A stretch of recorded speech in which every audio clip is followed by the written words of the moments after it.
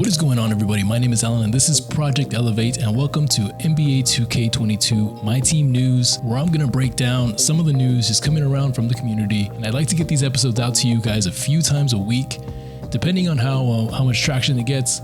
We can maybe try to go daily. Let me know how you feel in the comments and by dropping a like right now.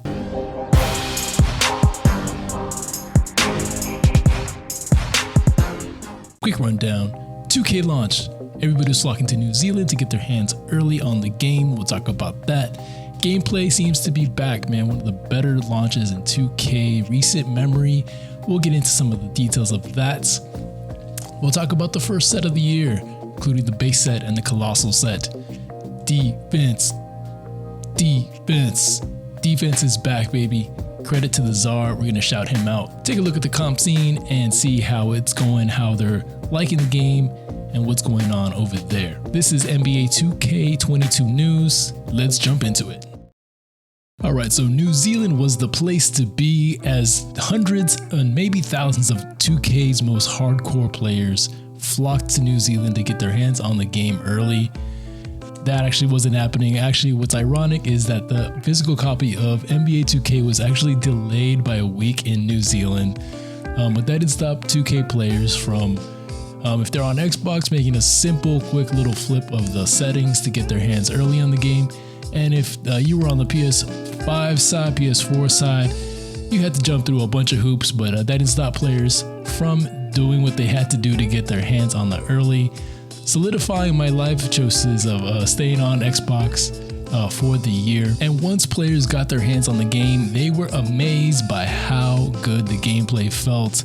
Definitely a big change from NBA 2k21. Immediately noticeable was dribble handling, speed, the defensive AI, all that type of stuff, leading to players unanimously, pretty much almost unanimously, flocking to Twitter, flocking to social media and their YouTube channels, Twitch, to proclaim how good the gameplay felt.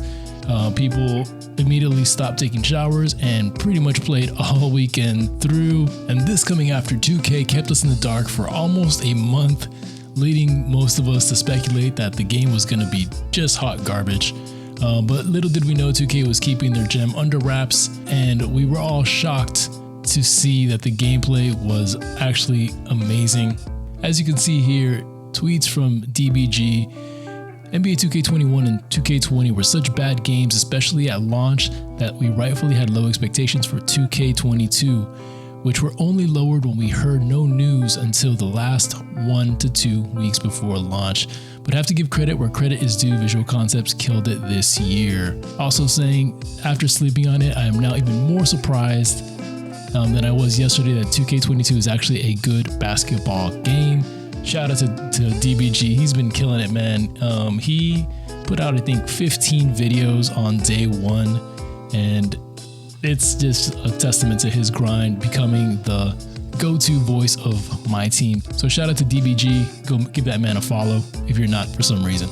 So this year, to start off MyTeam, instead of getting like a current series 1 or something like that, we got what they call a MyTeam base set that has actually some of the better players, both historic and current, from each NBA team. We have 1 amethyst per team, 2 rubies per team, 2 sapphires, 2 emeralds, and then a bunch of golds, giving us a nice little mix of current and historic players to start off the year.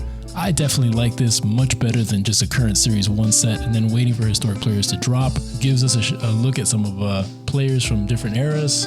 And yes, I got to give a shout out to my boy Elton Brand, finally getting a card to drop to start the season. He had 1 card last year, if you know, you know. But anyway, love the concept of the base set. Hopefully we continue to see this in the future.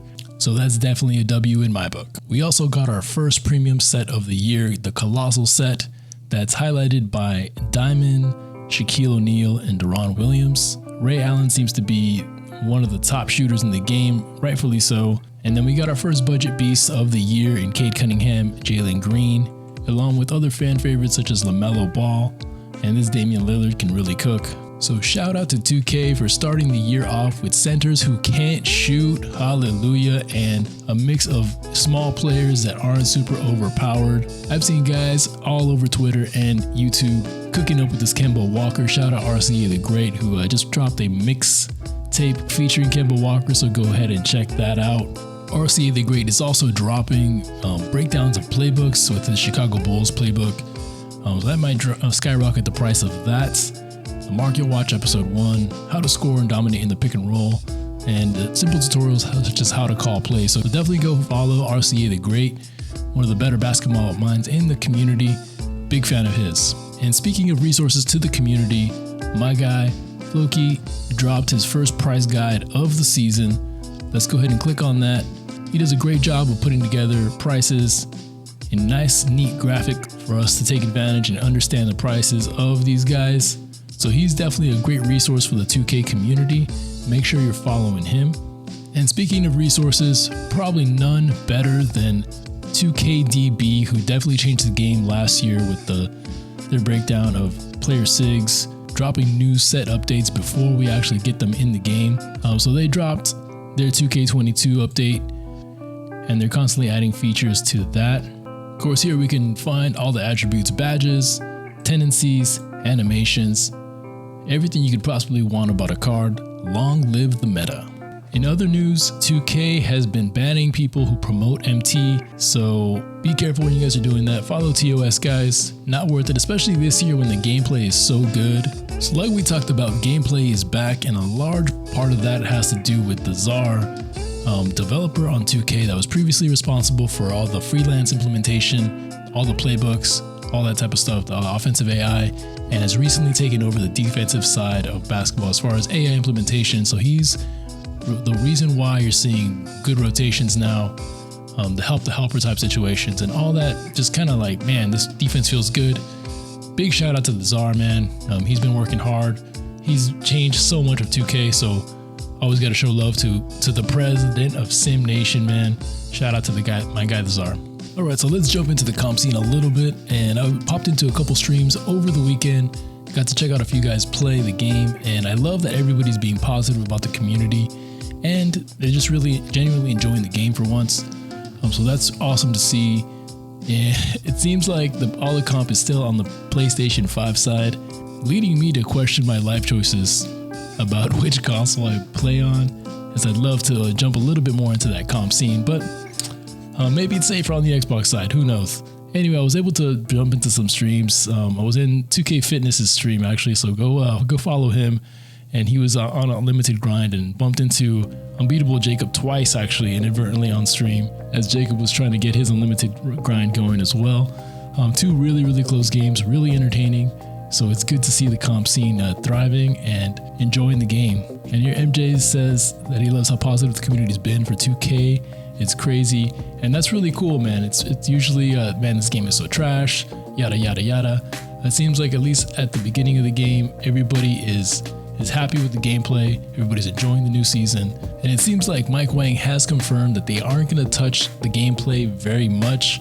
Here he's replying to a tweet that says, please don't touch the game right now. I can speak for the majority of the community, can confirm we are enjoying this game a lot. Mike Wang replies, glad you're enjoying it. There are no plans to touch gameplay for the foreseeable future. Thank the 2K gods. Thank you 2K. Thank you Mike Wang and all the development team, putting out a great product. Lots of hard work, I'm sure, went into that. A lot of crunch hours, man, so shout out to them. Let's try to chase the narrative, guys. Let's throw some love at the devs, and when we find something that we don't like, let's try to communicate with them respectfully to actually get changes implemented instead of them just blocking us. So for the foreseeable future, it seems like 2K is going to be focused just on little bug issues and not really tweaking gameplay, which is definitely a great thing. Hopefully we just don't lose the essence of this game and we have a great, phenomenal year going forward. All right, and that is going to wrap it up for the very first episode of NBA2k22 MyTeam News. Make sure you hit the like, subscribe for more of this coming in the future. Let me know what you guys think of this format and what topics you want me to cover in the future. My name is Alan. This is Project Elevate. Till next time, elevate your grind, game, yourselves, and each other. Peace.